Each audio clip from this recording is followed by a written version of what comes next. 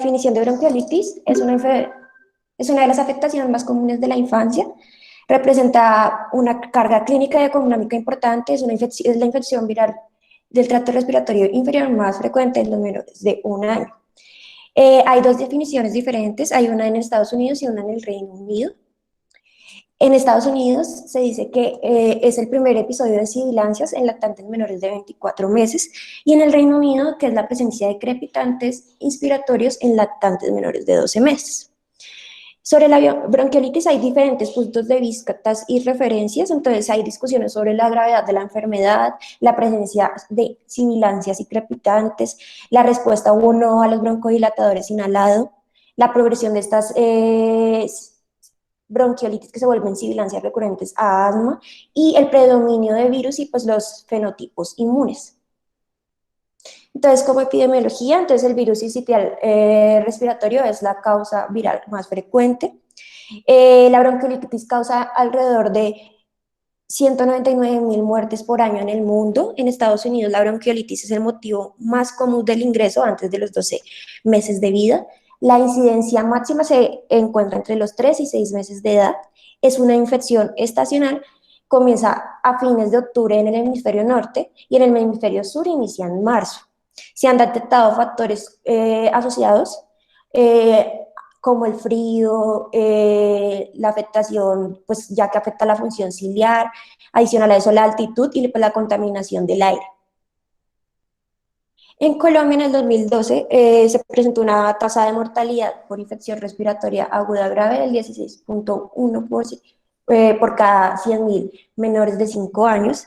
En el 2015 representó el 6.7 de las hospitalizaciones por todas las causas y en unidades de cuidados intestinos. Pues la etiología de la bronquiolitis en Latinoamérica ha estado tanto por el virus sincitial respiratorio como por el metapneumovirus, y en Colombia se ve más o en el panel viral, la parainfluenza o el panel viral negativo. Entonces, como fisiopatología, entonces el virus se une como tal a las células epiteliales y se empieza a replicar. Esta replicación produce una necrosis epitelial y una destrucción ciliar, que produce una respuesta inflamatoria y una proliferación de polimorfonucleares y linfocitos. Lo que hace es que se acumula todo, o sea, se hace una quimiotaxis de todos estos células inflamatorias a la submucosa y la adventicia, y estas se vuelven edematosas y empiezan a secretar moco. Este moco obstruye como tal los bronquios y pues adicional al moco hay detritos celulares. Entonces hay una obstrucción bronquial, un atrapamiento de aire y pues hay diferentes grados de colapso lobular. Entonces tenemos aquí en esta imagen cómo sería un bronquio normal y un bronquio en la bronquiolitis. Acuérdense que los niños tienen unas características especiales de su vía aérea en el que si el radio se disminuye aumenta la resistencia. Entonces, pues de etiología, el virus sincitial respiratorio representa entre el 41 y el 83% de etiología de todos los pacientes. También encontramos el rinovirus, el metaneumovirus, el coronavirus, la influenza, el adenovirus, la parainfluenza. Y el 30 de los niños con bronquiolitis tiene una coinfección con otros 2 virus. El virus sincitial respiratorio pues, se asocia con el curso más severo en comparación con los otros virus. Entonces, pues las manifestaciones clínicas tenemos unas del tracto respiratorio superior y una del tracto respiratorio inferior. Tracto respiratorio superior, entonces encontramos secreción nasal, fiebre en 1/3 de los lactantes, suele ser menor de 39 grados, hay tos persistente, taquipnea, aumento del trabajo respiratorio, sibilancias y crepitaciones. Entonces, pues la bronquiolitis es una patología en que podemos diferenciar, o sea, podemos ver a un niño y debemos hacer una valoración minuto a minuto. El niño puede cambiar de un minuto a otro su estado de gravedad. ¿Por qué? Porque puede eliminar las secreciones al toser, mejorando así pues su ventilación. En el sueño y la vigilia empeora la saturación o pues la ventilación, y pues con la congestión nasal como su área de mayor resistencia, si está obstruida el área nasal, aumenta también, disminuye, perdón, la oxigenación. Entonces, pues hay unos factores de riesgo, que son la displasia broncopulmonar, la cardiopatía congénita, los trastornos neuromusculares, que los lactantes estén entre los 2 y 3 meses y los antecedentes de prematurismo menores de 32 semanas de gestación. Entonces tenemos unos fenotipos de bronquiolitis. Entonces tenemos el perfil A, B, C y D. Entonces el perfil A son aquellos pacientes que tienen antecedentes familiares de sibilancia, ya han presentado eczema. Generalmente estos suelen tener infección por rinovirus, tienen un recuento de eosinófilos y niveles de catelicidina más altos. Pues hay una controversia de que se beneficiarían de un manejo con beta 2, igual ahorita vamos a hablar del tratamiento. El perfil B no tiene antecedentes de sibilancia o eczemas y su mayor prevalencia es por el virus sincitial respiratorio. Perfil C ya habla sobre estancia hospitalaria prolongada, dificultades respiratorias grave, y el perfil D es una enfermedad más corta y una enfermedad leve.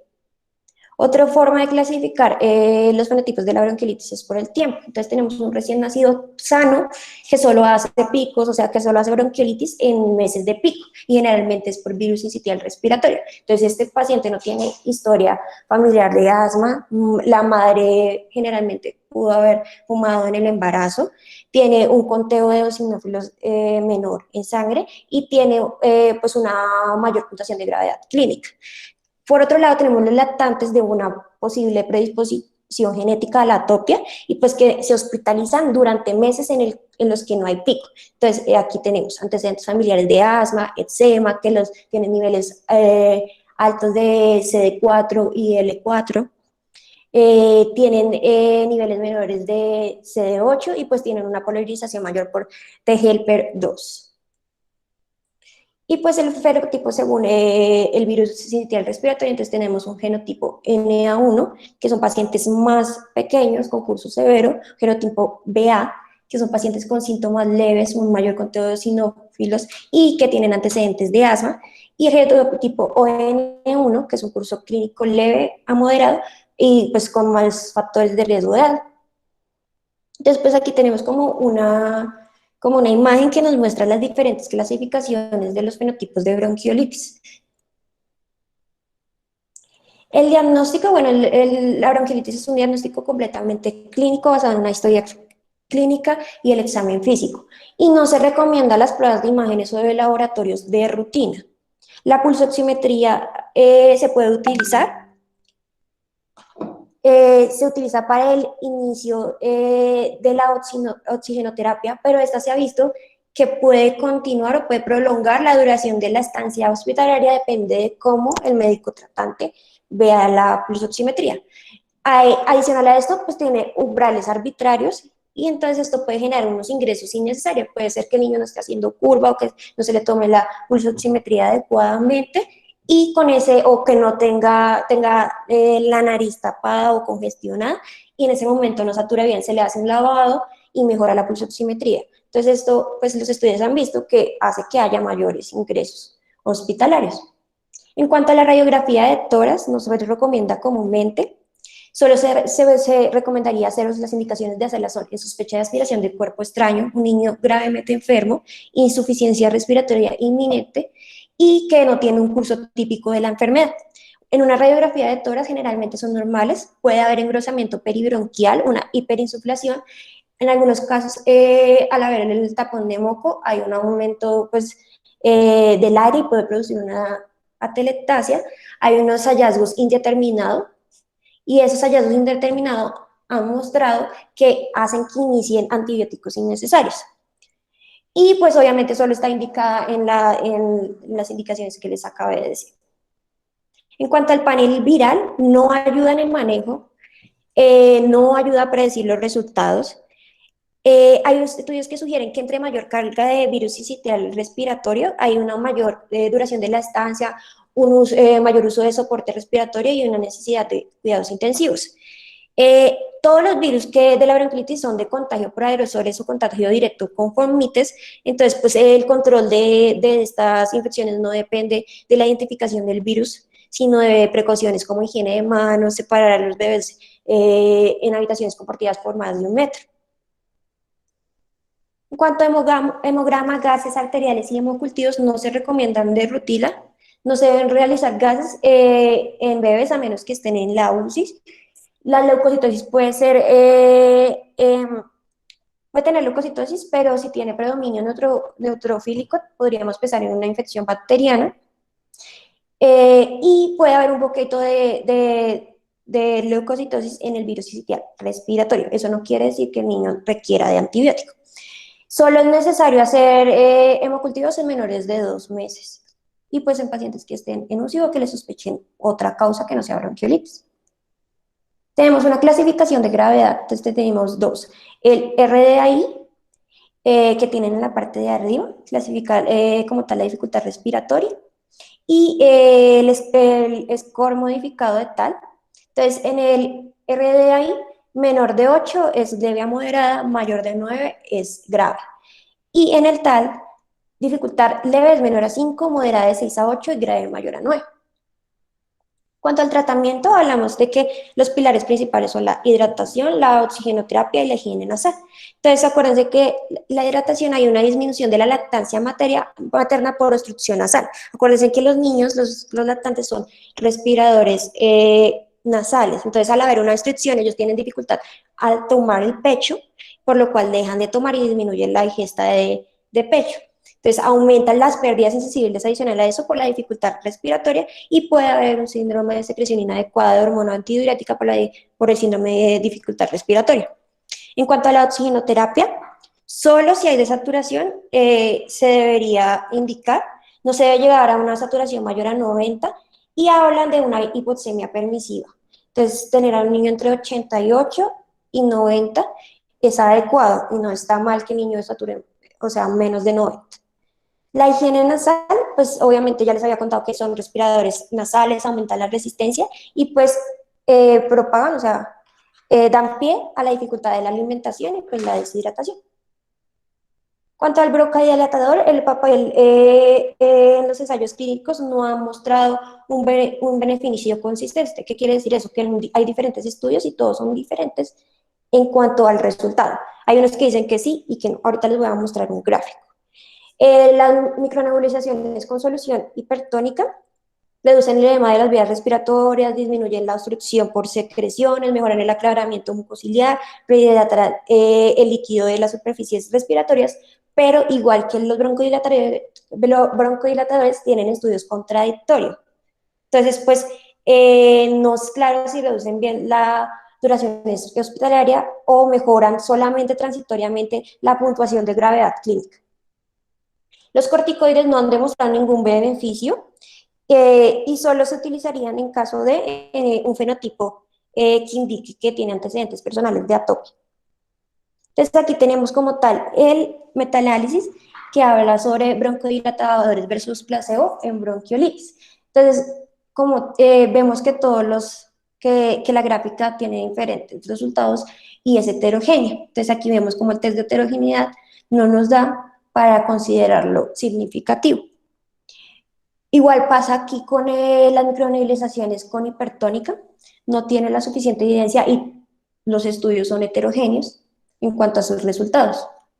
Y aquí tenemos la administración de corticosteroides entre el día 1 y 7. Entonces, igual, estudios heterogéneos, no, de hecho pasa la línea del 1, no se recomienda. También tenemos la cánula de alto flujo, esta administra oxígeno humidificado y caliente, se debe administrar de 1 a 2 litros kilogramo por minuto, ha demostrado una mejoría de los signos de dificultad respiratoria y pues una reducción de las tasas de intubación. Esto lo que hace es hacer un reservorio a nivel nasal, ahí contiene el aire y mejora la resistencia. El CPAP nasal se puede utilizar, su indicación es dificultad respiratoria grave o apnea, mejora la capacidad residual funcional y el desajuste de ventilación-perfusión y disminuye el trabajo respiratorio. El sulfato de magnesio no está recomendado. El Helios puede disminuir la resistencia al trabajo respiratorio, pero solo se puede usar si la FiO2 es menor a 40 y no hay evidencia de que mejore en el caso de bronquiolitis. El óxido nítrico inhalado mejora el flujo como tal sanguíneo, el coeficiente de ventilación perfusión, pero no hay un efecto broncodilatador en la bronquiolitis y no hay evidencia suficiente para utilizarlo. Entonces, pues las indicaciones de alta son tolerancia de la vía oral, hidratado y que no requiera oxígeno, soporte de oxígeno por 4 horas. La prevención, entonces hay una inmunización pasiva por un anticuerpo monoclonal, es palizumab, de 15 miligramos kilogramo dosis. Entonces solo se da en niños con factores de riesgo. Entonces cardiopatía congénita cianótica, inmunodeficiencia, displasia broncopulmonar, prematuros menores de 29 semanas de gestación. Hay uno nuevo, se llama motizumab, pero todavía están en estudios, están en fase 2. Entonces ya les voy a hablar sobre bronquiolitis y coronavirus. El coronavirus no es algo nuevo en la bronquiolitis. Hay unos coronavirus endémicos. Los primeros coronavirus se encontraron en 1960. Fueron el COP OC43 y el COP229E. Y en el 2004 se descubrieron otros dos, que son el NLL63 y el HQU1. Y estos son, pues, obviamente generan síntomas respiratorios en edad pediátrica y son causas endémicas de bronquiolitis. Entonces, pues se han hecho estudios referente a cuál es la incidencia de estos virus. Entonces, hubieron dos cortes prospectivas y multicéntricas, los estudios se llamaron MARC-30 y MARC-35. Entonces, son niños hospitalizados con bronquiolitis, obviamente en el periodo anterior al COVID. Los objetivos eran mirar coinfecciones virales, asociación entre la carga viral y pues la gravedad de la enfermedad. Entonces el MAR-30 se hizo entre el 2007 y el 2010 en menores de 2 años. Se le hizo PCR para COP, BCR y para 13 virus adicionales. Y el MAR-35 se hizo en el 2011 al 2014 en menores de 1 año igual, con los mismos resultados, PCR para COP, virus sincitial y 13 otros virus. Entonces, los criterios de exclusión fueron enfermedad cardiopulmonar conocida, una inmunodeficiencia, una inmunosupresión y una edad gestacional menor de 32 semanas, que son los factores de riesgo como tal de la bronquiolitis. Entonces, se cogieron 1.880 niños, 12 de ellos presentaron infección por coronavirus, 15 fueron únicamente por coronavirus, y en comparación con el virus sincitial respiratorio, los niños fueron mayores y hombres, y no hubo diferencia entre las coinfecciones con coronavirus y virus sincitial respiratorio solo y el ingreso a UCI. Entonces aquí tenemos cómo no encuentran diferencias entre el ingreso a UCI y la intubación o el requerimiento de CPAP. Tenemos, pues obviamente, la infección solamente por virus sincitial y la infección por coronavirus.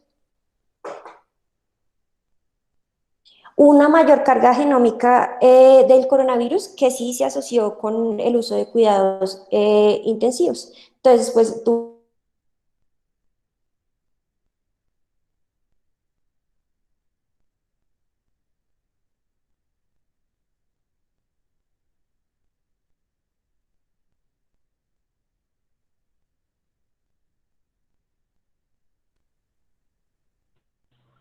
¿Se me fue el sonido solo a mí o a todos? A todos, ¿no? Ya hay una equipo que nos cambia escuchando lo que estoy diciendo.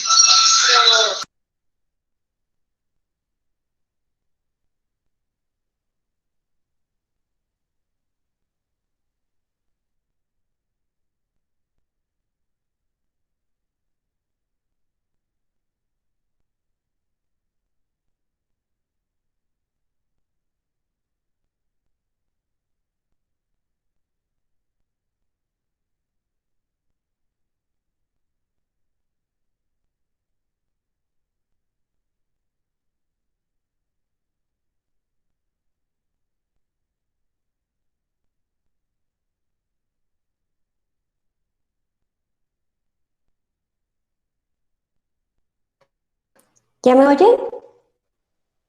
Ya te escucho. Sí, señora. Sí, ya. ¿Aló, me oyen?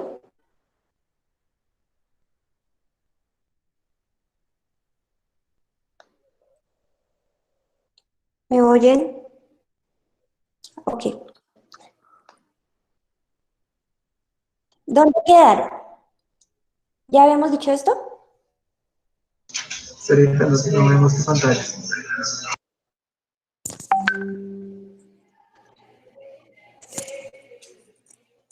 Muchachos, ¿quedamos en esta diapositiva o quedaron antes?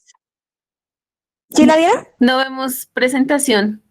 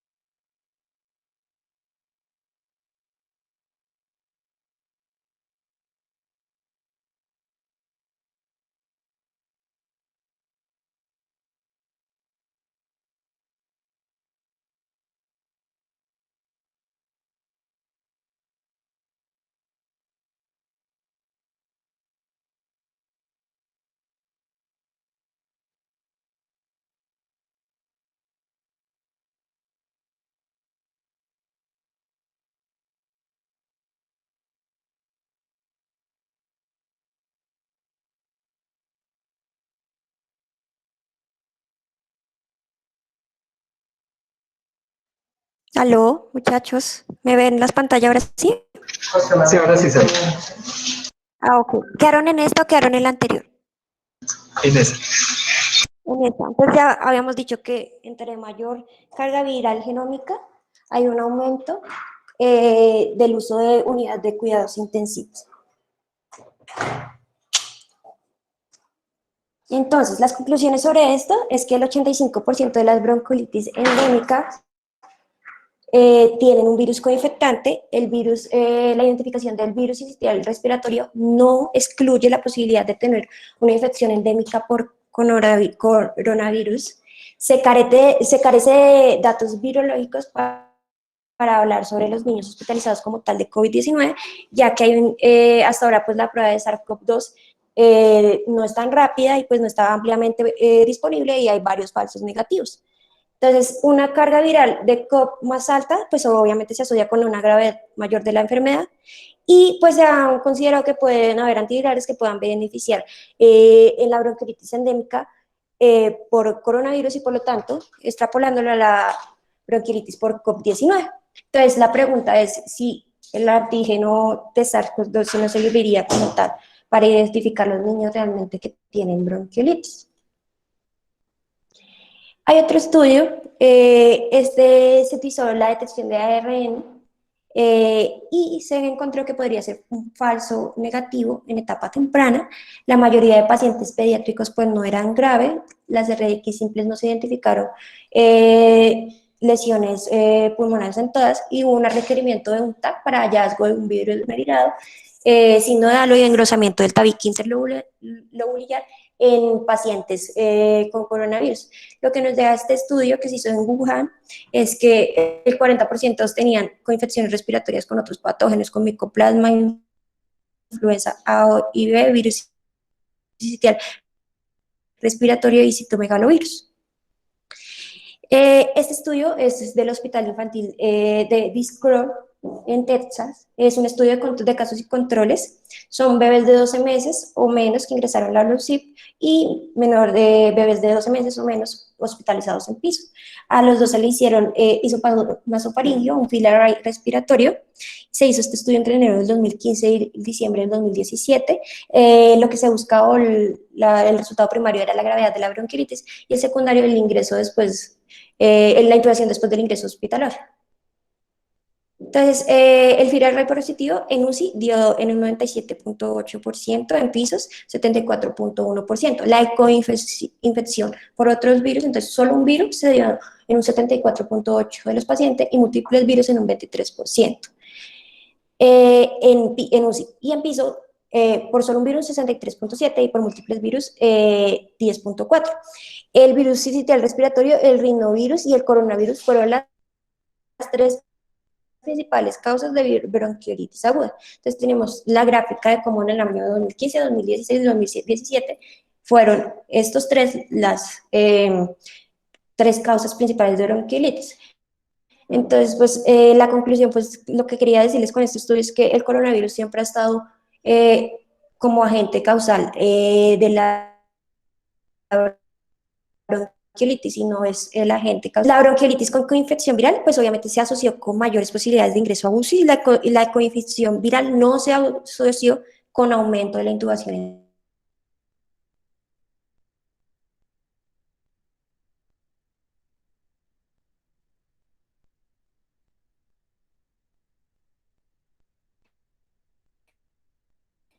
Entre los pacientes de UCI y de piso, y pues que dio menor a 0.01, lo que es significativo. Ahora vamos a hablar del impacto del COVID-19 sobre los virus estacionales. Entonces hay un estudio de ahorita del 2020, lo que buscaba era que iba a iniciar el pico respiratorio en el hemisferio norte. Nuestro pico respiratorio fue en marzo, entonces pues, se pensaba que había una tormenta perfecta entre la convergencia del SARS-CoV-2 y los virus estacionales, y que esto iba a aumentar el ingreso a UCI, perdón.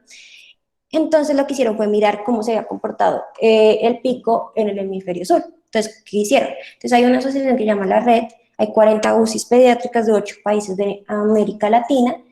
Se tomó el diagnóstico primario, respiratorio primario, y requerimiento de asistencia respiratoria avanzada. Se hizo entre el 1 de enero del 2018 y el 31 de agosto del 2020. Esto es mediante una base de datos. Entonces se encontró que durante los meses de pico del año 2018-2019, si ven aquí están los casos por mes, y el 2020 hubo una disminución como tal del pico respiratorio en el 2020 con una disminución del ingreso a las unidades de cuidados intensivos pediátricos. Entonces, esto se le llama una temporada sin bronquiolitis. Entonces, se dice que al implementar medidas de salud por el coronavirus, lo que hicieron fue prevenir adicional al coronavirus las infecciones respiratorias virales estacionales.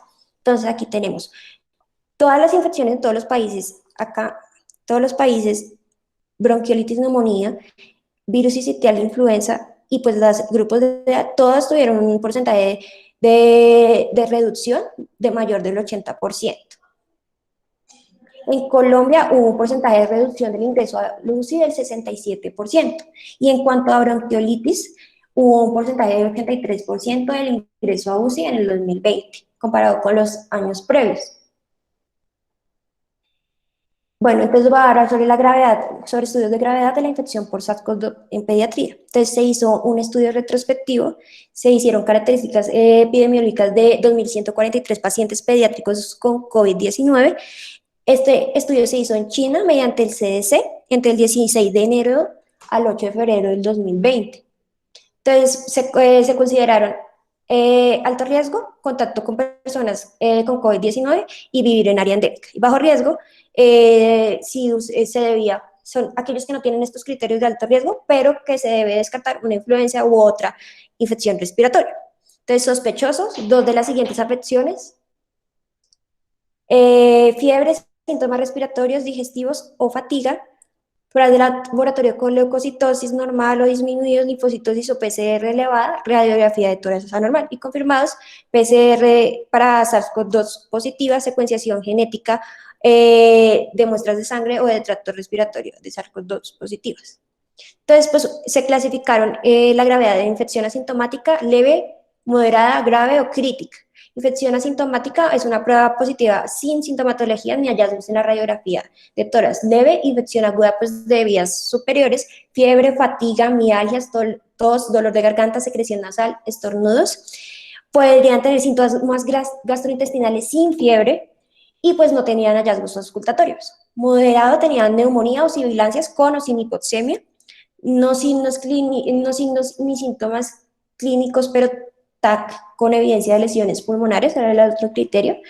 Grave, disnea o cianosis central, saturación menor de 92% y con otras manifestaciones de hipoxemia, o sea, dificultad respiratoria. Y crítico, proceso rápido, síndrome de dificultad respiratoria, insuficiencia respiratoria, shock, encefalopatía, lesión del miocardio o insuficiencia cardíaca, disfunción de la coagulación y lesión renal aguda.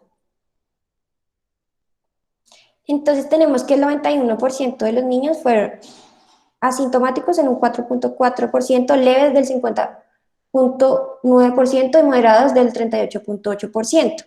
El resto de los niños fueron graves. En cuanto al grupo sectarios, fueron graves, fueron en mayor gravedad los menores de 1 año. Entonces fueron disminuyendo en cuanto a la gravedad, la edad. Lo que quiere decir que los niños que están en el grupo etario de bronquiolitis son los que se consideran que pudieran tener síntomas graves en cuanto a la infección de SARS-CoV-2. Entonces, infecciones de los niños son leves a moderadas, los casos críticos o graves disminuyen con la edad, siendo en mayor proporción en los menores de 1 año, que es el grupo etario de las bronquiolitis, y no se deben descartar las infecciones. El grupo sospechoso tiene casos más graves y críticos que los confirmados, por lo cual no se puede asegurar que esos niños que estuvieron sospechosos no tuvieran, por ejemplo, una infección por virus sincitial respiratorio que no se haya identificado. Ahora les voy a hablar sobre la guía británica del manejo para COVID, en pico respiratorio. Entonces hay unas recomendaciones sobre el manejo de los niños con bronquiolitis e infecciones del tracto respiratorio en entornos hospitalarios durante el COVID-2019. Esta se implementó en septiembre, el inicio del pico respiratorio en el hemisferio norte, y está hecha por el Royal College of Pediatric and Child Health. Entonces, pues, Entonces, son como van a estructurar los servicios de urgencias en el Reino Unido. Entonces, hay que hacer una organización del servicio. Entonces, hay que hacer un triage respiratorio separado. Y pues, si hay un riesgo de combinarse con el servicio, debe ofrecerse aislamiento protector a niños vulnerables. Se debe hacer un distanciamiento físico, una higiene respiratoria, una higiene de manos, siempre con tapabocas. Y pues, se debe hacer una desinfección frecuente del área. Entonces, ¿quiénes son los niños clínicamente extremadamente vulnerables? Tenemos un grupo A y un grupo B.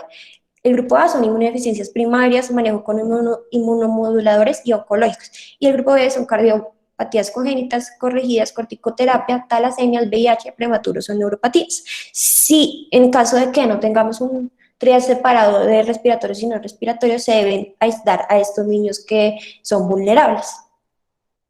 Solo los niños que requieran hospitalización se les debe hacer prueba para SARS-CoV-2 en el hospital, los demás se debe hacer ambulatoria. Todos los niños deben esperar en el consultorio o cubículo, como ellos lo llaman, hasta el resultado virológico. Se pueden agrupar separados de 2 metros los niños respiratorios con tapabocas y preferiblemente con separación de cortinas en una sola sala si no hay disponibilidad de espacio o son muchos niños. Estas cortinas deben ser preferiblemente de plástico.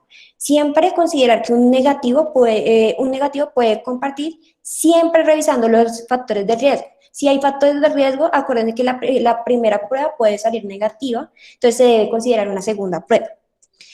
Los niños clínicas extremadamente vulnerables no deben compartir con nadie. Los positivos se pueden aislar en una habitación individual. Entonces, pues en cuanto a procedimientos generadores de aerosoles, entonces se consideran intubación, extubación, traqueotomía, procedimientos dentales, el CPAP, la ventilación no invasiva, el BiPAP, la cánula de alto flujo, el bafo y pues las aspiraciones del tracto respiratorio con solución salina. Solo debe realizarse cuando esté clínicamente indicado y el inicio del CPAP o la cánula de alto flujo debe ser por un experto. Se debe iniciar cánula de alto flujo de NUCP. El niño debe ser manejado en un área de aislamiento por el personal con el equipo de protección personal y se deben evitar nebulizaciones con solución hipertónica a los bebés de bronquiolitis. Entonces vamos a tener una clasificación entre bajo riesgo y alto riesgo. Bajo riesgo son todos los SARS-CoV-2 excluidos después de la prueba, siempre revisando los factores de riesgo que no requieran una segunda prueba. Y en estos pacientes solo debemos utilizar guantes desechables, bata, mascarilla quirúrgica. Bueno, y pues evaluar el riesgo de protección de ojos y pues utilizar la careta. Este FRSM tipo 2R es el tapabocas N95, como ellos lo tienen allá escrito, y pues solamente se utilizaría si vamos a hacer atención directa del paciente respiratorio. Alto riesgo, entonces individuos positivos y confirmados para SARS-CoV-2, individuos sintomáticos o sospechosos de COVID con antecedentes de contacto con un caso de COVID-19 positivo que están en espera de prueba. Ellos sí tienen que hacer aislamiento de gotas, entonces guantes desechables de un solo uso, delantal desechable de un solo uso, mascarilla facial más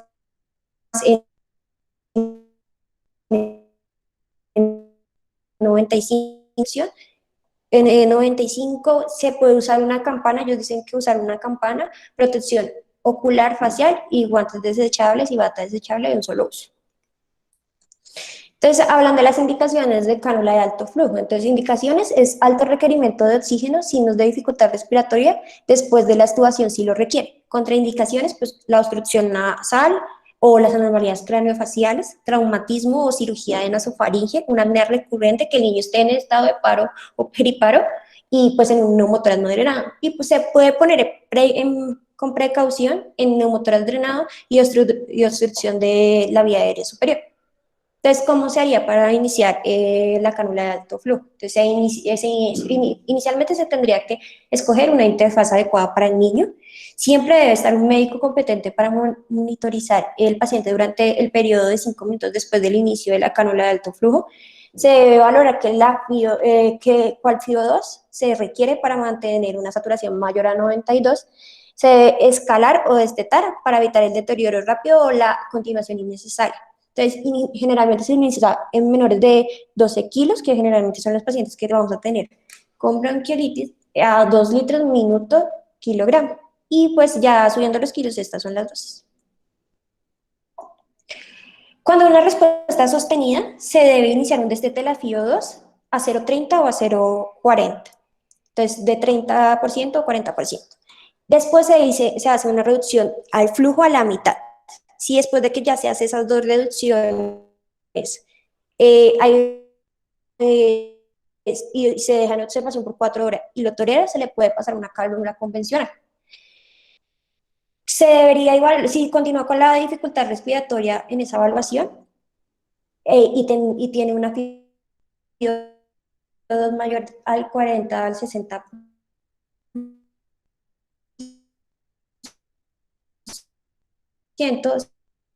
se debe evaluar las banderas rojas y observar si hay deterioros. Las banderas rojas, que se vea clínicamente, ¿qué es la reacción inmediata que ustedes deben hacer si ven las banderas rojas? Aumentar la FiO2 al máximo, prepararse para la intubación. Obviamente se debe hacer la cánula de alto flujo en UCP. Si no se hiciera en UCP, pues se debería trasladar a UCP y se le debería informar a la familia del estado actual del paciente. Si no responden el tratamiento en la primera hora, igual se evalúan las banderas rojas, se observa y se puede considerar poner ventilación mecánica no invasiva o ventilación mecánica invasiva. Y cuanto a las recomendaciones de visitas, no deben estar en el hospital si tienen síntomas de COVID-19, las visitas a los familiares. Todos los cuidadores deben usar tapabocas mientras que estén en el hospital, solo se debe permitir un cuidador y limitar el cambio entre cuidadores. Y pues dar educación e información sobre la higiene de manos y el uso del tapabocas y el distanciamiento social. Entonces, este es el algoritmo final del manejo. Entonces, tenemos el paciente que está clínicamente moderado y el severo. El severo se va a pasar directamente a UCI, debe estar en un cubículo separado y se le debe priorizar el panel viral y la prueba de y el antígeno de SARS-CoV-2. Y el moderado pues, se deja en el cubículo consultorio y se pide la prueba o el panel viral. Entonces, uno si sale positivo, se continúa con el manejo y dependiendo de si requiere o no cánula de alto flujo o CPAP. Si sale negativo, se debe considerar los factores de riesgo. Y pues si tiene factores de riesgo, se podría considerar una segunda prueba para SARS-CoV-2.